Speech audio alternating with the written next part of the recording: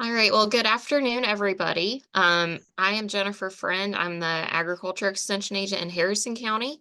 And today we're going to talk a little bit about winter garden activities and just some of the things that, although, today is kind of a pretty day, at least it is where I'm at, but it's still a little bit chilly outside to spend a whole lot of time out digging around in the garden. So first, I have a question for you. And if you want to type your answers in the chat, um, that would be great. So first question is, so right now the ground is either frozen or muddy, depends on if the ground has gotten any sun yet today. So what is there for you to do in the garden or something that would be related to your garden? So if you just want to type your answer in the chat and then we'll see how many of those we get right or if we're on the right track. All right, so I see soil testing. So that was the topic from last week, and that's definitely a good thing to be starting to think about anyway. And then we have plan your garden. So that is one thing we're actually going to talk about today. Cleaning up the loose leaves and cleaning up the area. Composting was also a popular answer. Um, and yeah, all of those are really great answers and really good things to do as it relates to your garden. And composting is something that, unfortunately, I'm not going to talk a whole lot about today. But that's a really great thing that you can be doing year round with some of your kitchen waste. So if you have, banana peels or eggshells and things like that, that you can use in your compost bins. And then I also see that somebody has also started some seedlings inside. So you might get the prize for being way ahead because I have seeds. I just haven't got to the point of getting that done yet. So we can do full setting. So Stacy covered that in week 1. So if you haven't been able to see that, it is recorded and available on YouTube. We can also kind of get an idea of how much we'll need to plant in our garden, whether that kind of as that relates to how many people are in our family, and we're going to talk about that today. You can also start getting a garden layout, so that kind of goes with making that garden plan and planning out your garden. If you haven't got your seeds yet, which if you're participating in Grow This and getting seeds that way, then you already have some of those varieties selected, but you can also do some variety selection, and Josh is going to cover that on March 7th. Then we also have some landscaping that can be done. So that could include cleaning up that leaf litter, just getting things cleaned up and ready for the upcoming growing season. And then finally, we can do some pruning, whether that's pruning some shrubs, pruning some trees and getting those cleaned up. And that's something that you want to do in late winter. And I see that somebody noted that that's actually noted in the garden calendar for today. So you can do that kind of pretty much any time now and up through March. And Mira's going to talk about that on February 29th. So if you're interested in pruning, tune into that Thursday Throwdown. So first, let's talk about how much to plant. So we have a guide for this, and I believe it has been posted in the chat. And this guide kind of shows you depending on what crop you're wanting to plant, you can see how far you need to space those, but then it also gives a recommendation on how many plants you need per person. So with this, it's really important to consider what your family likes and dislikes for certain crops. So if your family doesn't eat spinach at all, then you probably shouldn't plant spinach. So for example, I am not a huge fan of fresh tomatoes. I like them in things, but just to eat a fresh tomato, I'm not a fan. So, but for whatever reason, I like to grow tomatoes. So I will only plant 3 plants rather than the upper end of that recommendation, which is 5 plants, because that would be far too many plants for my garden, for the area that I have to garden in, as well as for my use. So, but I really like broccoli. and I really like summer squash. So I'll probably plant a few more of those than the lower end of that recommendation. So for example, that recommendation for summer squash is 2 to 3 plants per person. And I usually do plant about 3 squash plants for myself because I love that summer fried squash. And then, you also need to think about if you're going to preserve any produce. So let's talk about peppers for a minute. I like to eat those fresh out of the garden, but then I can also um, freeze those peppers or use them in salsa or something like that, so that I can have those throughout the rest of the year. And so then let's talk about garden layout. So there's also some garden methods that you might want to consider implementing in your garden this year. So one of those is companion planting. And if you've heard of the Three Sisters garden, that is a type of companion planting. And there's also, planting basil around tomatoes is a way to do some companion planting, or using flowers in your garden is also a way to do some companion planting to introduce some beneficial insects to the area. And they can also kind of help, depending on the flower, they can help deter some of those insects that we don't want in the garden. You can also do some succession planting, which basically involves planting those. Gardening day today. Gardening. Yes.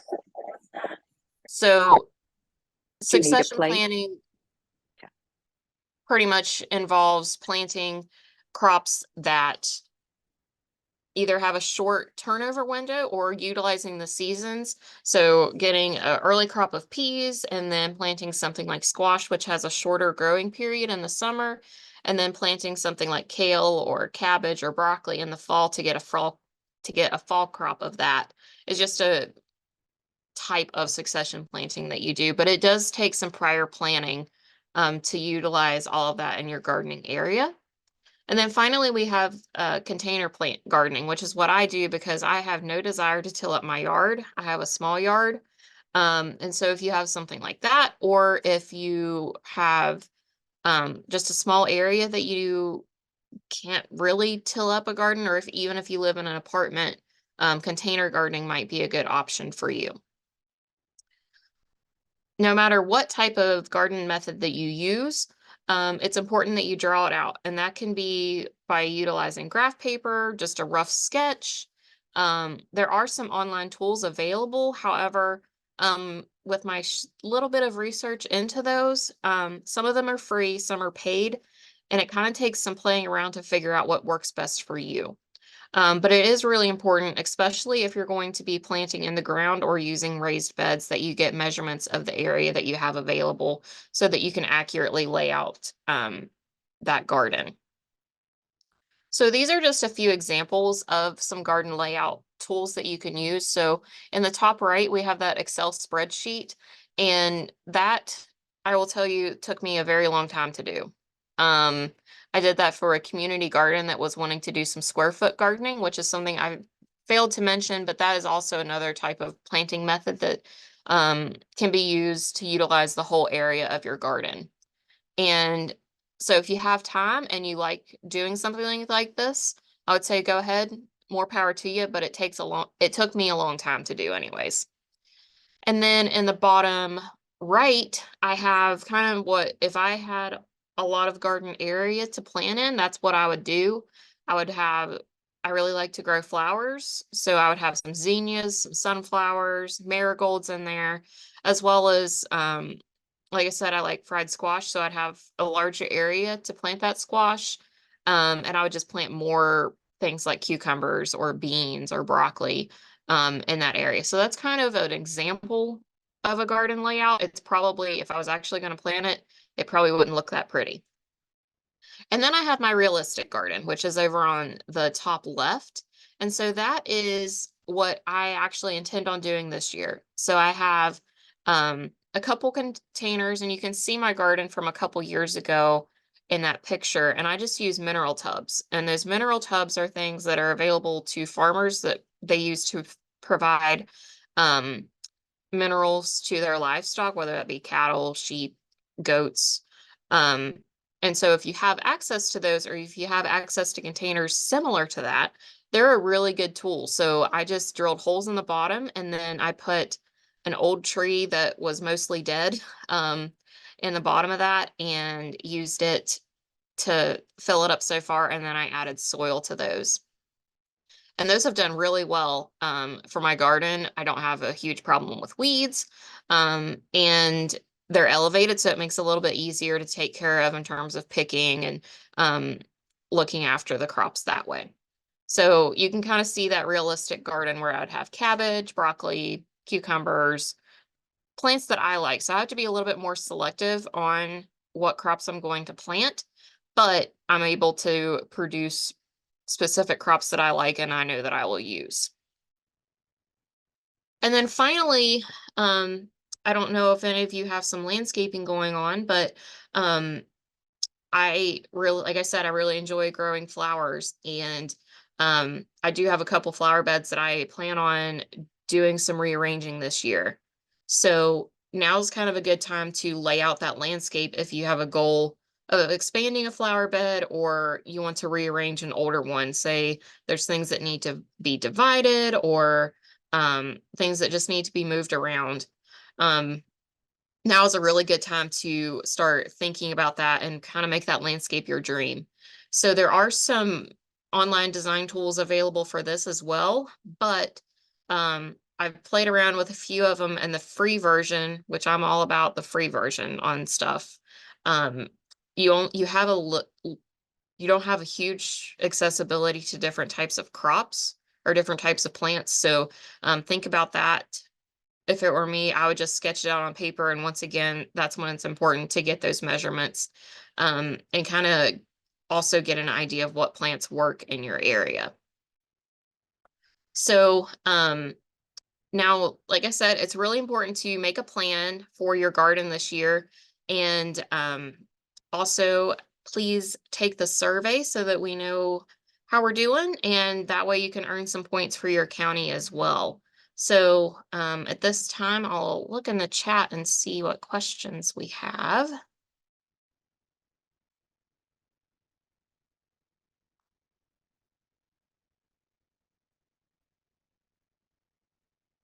And Keely has also put the survey link in the chat. So you can either click there, or you can scan the QR code if you have questions, or to take that survey.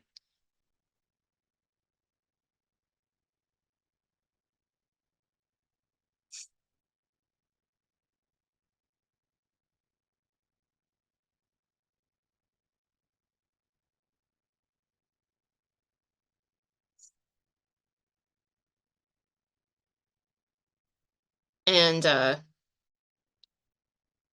just a reminder that tried to make it a little bit of a hint on this slide, but be sure to make a plan. And make a plan is the code word. So I see somebody was asking recommendations for blight. So one thing I always encourage people, and I wish I would have put it in this slide, is be sure to rotate where you plant your crops, because that's a really easy way to keep away from doing some damage, or to do some preventative measures in terms of reducing disease. And so, for example, if I have tomatoes in one spot this year, in my case, in one container this year, I'm not going to plant them in the same container next year, just to try to rotate those around and avoid any issues as it comes to pests and diseases.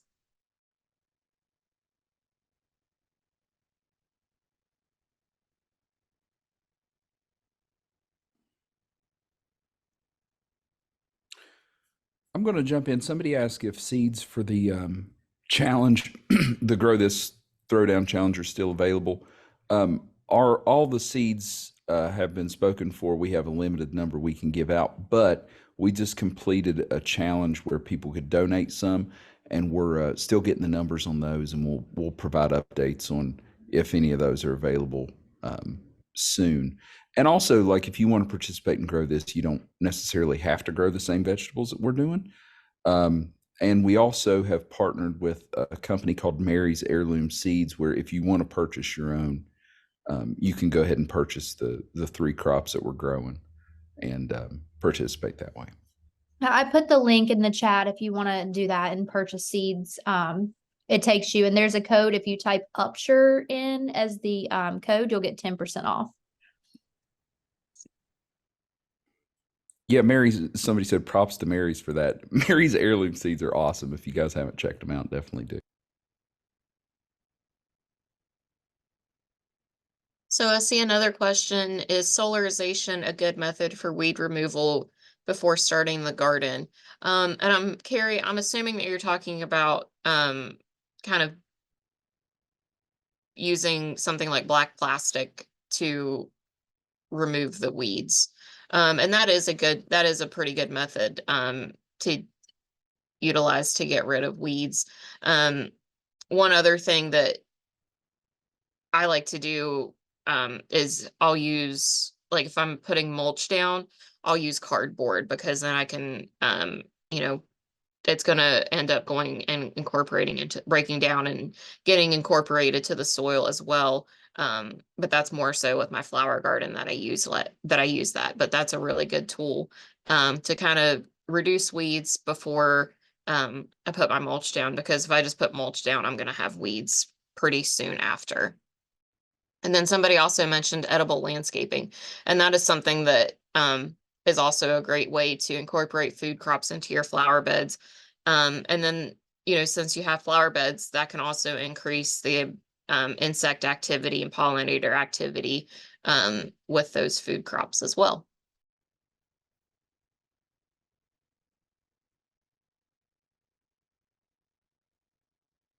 We just had someone commenting that someone may be impersonating the link to the website. The link that I commented for Mary's Heirloom Seeds is the correct link. So, definitely use that one. I'll post it again at the bottom.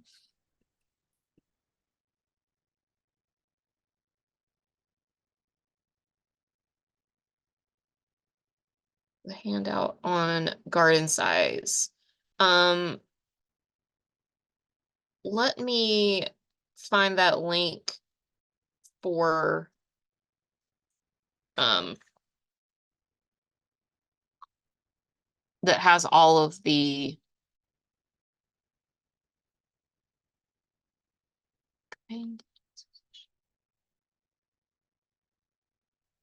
so this is the one on planning your garden. I'm assuming that was what you were talking about on the handout on garden size.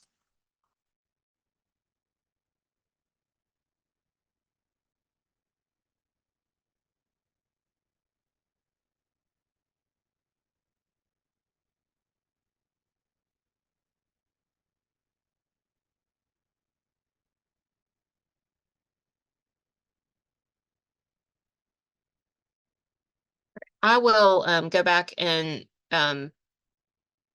copy those links to those fact sheets. But if you're interested in things like succession planting or companion planting, we do have several different fact sheets on those through the gardening webpage on the WVU Extension website.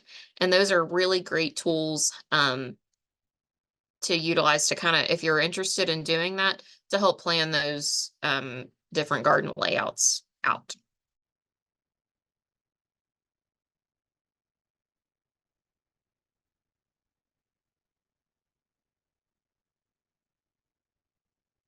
Now, are there any other questions?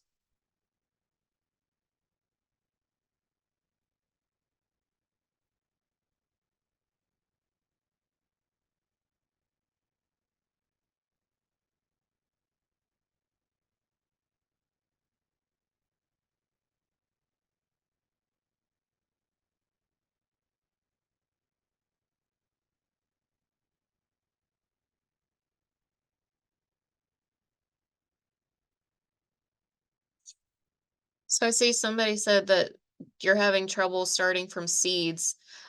So one thing I recommend when you're starting seeds, and starting seeds could be a whole other topic, so I'm not going to delve in too much, but we do have a fact sheet available on starting seeds as well. But when you're starting seeds, make sure that you have the light. If you're using grow lights, I would try to get the grow lights as close as possible to the container that you're starting in without actually touching the soil or touching the plants, and then gradually raise that grow light up.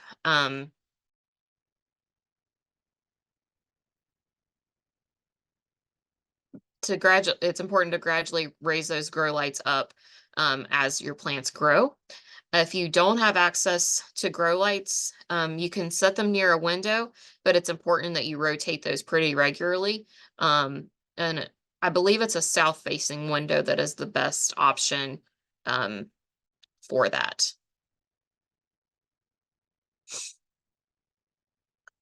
And then somebody mentioned cleaning up leaf litter. And I agree, there are beneficial insects in gardens and things like that, but it's important that you try to, spread that out a little bit. Because, for example, mine's currently in a pile on my garden, on my flower bed. So I need to go in and spread that out. And that way we can get some of that beneficial beneficial biologic activity going on in those areas. And then somebody asked about getting mold on your seed starting mix. So when you start those seeds, make sure that your soil mix isn't too wet. So I like to pre-mix my seed starting mix before I start my seeds. And as long as you don't want to have it be completely drenched and be able to wring water out of that. It's best if you get maybe 1 or 2 drops, and then that's going to be the right consistency for your seed starting mix. You can also try to get some air movement. So set a fan a little bit far away just to get some air movement around those plants. And that'll also help toughen those up and get them ready to go outside.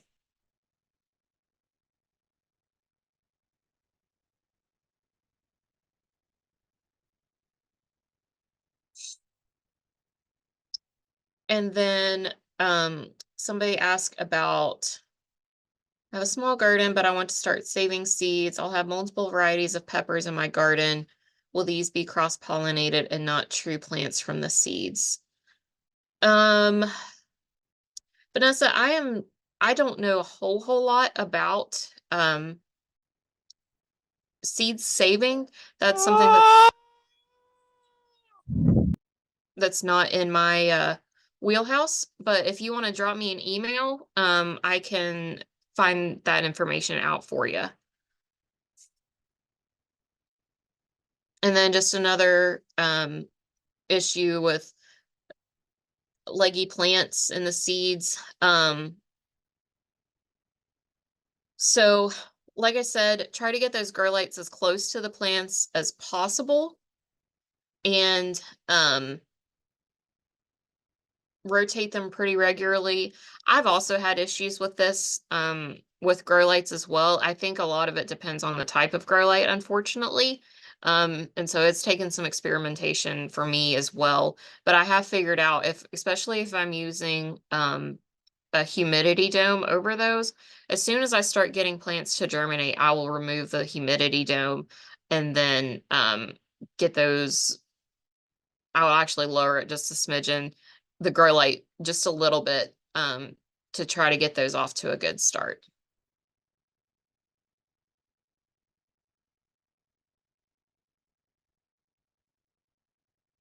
I know smidgen isn't exactly a measurement term, but I'll lower it just a little bit to get those plants the best start possible. Can I ask you another question about that? That was my question. Yeah. I work at North Elementary School in Morgantown, and I'm here now. You see my camera? Yep. Okay, so these are some nasturtiums, and I don't know if that is necessarily laggy because this is my first time planting the flowers. But then if you come down here to my broccoli, and then I have some other plants over here that these desperately need to be transplanted and such. But I just moved these grow lights down as you were talking, so I think that will help. But I don't know if you're familiar with this kind of setup by looking at it, but this is the grow light I have. And then I'm also using the heating pads and the trays. But the one thing I have not been doing is putting these on top. Is that what you mean when you say adding something on top? Because I'm using these seed pod kits. So my main question is, do you recommend doing these for your starts? And if so, am I supposed to put this plastic cover on top after I start my seeds? So I like to do that. Yeah, I would recommend using that. And then as soon as you start getting seeds to germinate, it needs to be removed. So for those ones that have already germinated, you don't need to have it back on there. But for those ones that have germinated, or those that haven't germinated, or if you have a tray that hasn't germinated, then I would add that on there. And that also kind of helps keep that soil at the correct moisture level as well. Thank you.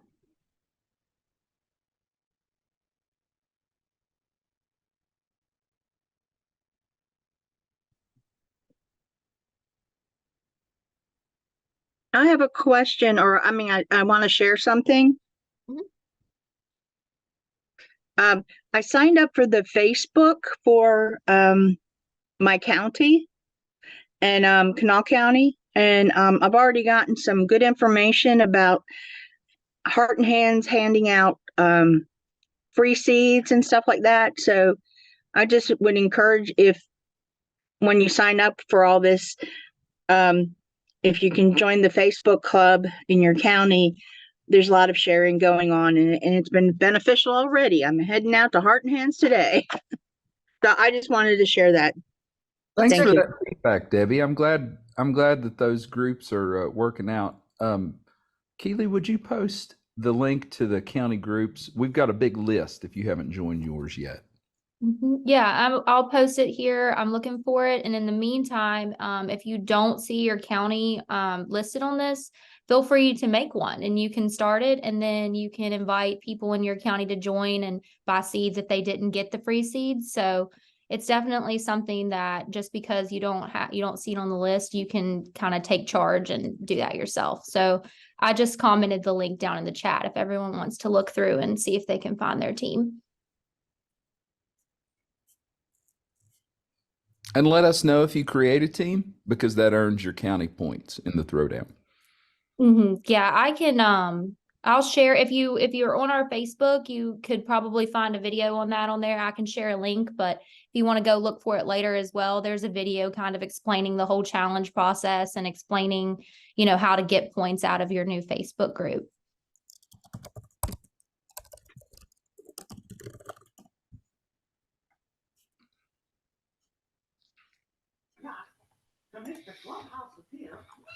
And I am putting the link to the seed starting fact sheet in the chat so that that is readily available.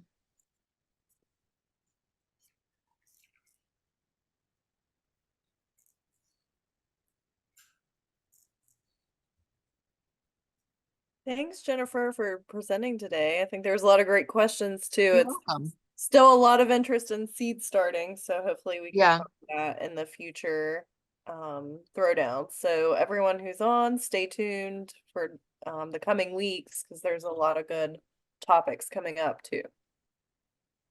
And someone in the comments asked if they can join another county's Facebook group if they can't create one for their county and they don't see one. That's totally fine. Like, we don't moderate these pages ourselves. They're moderated by the people in those communities. So we're not saying you can't. You would just potentially be helping another county earn points for themselves. And the grand prize at the end is some funding for community projects. So, if you're just a person and you just want, somewhere to talk with other people and, kind of follow along that way, then that's totally fine. But if you're super competitive and really want to earn points for your county, then I would encourage you to make a group that's specific to your county. So however you guys want to do it, like I said, we don't necessarily moderate those. So you're free to engage with those groups however you'd like. But yes, thank you so much, Jennifer. And if anyone missed the link to the survey, feel free to message us on Facebook or Instagram or however you found us, and I will reply with the link to the survey. And make a plan.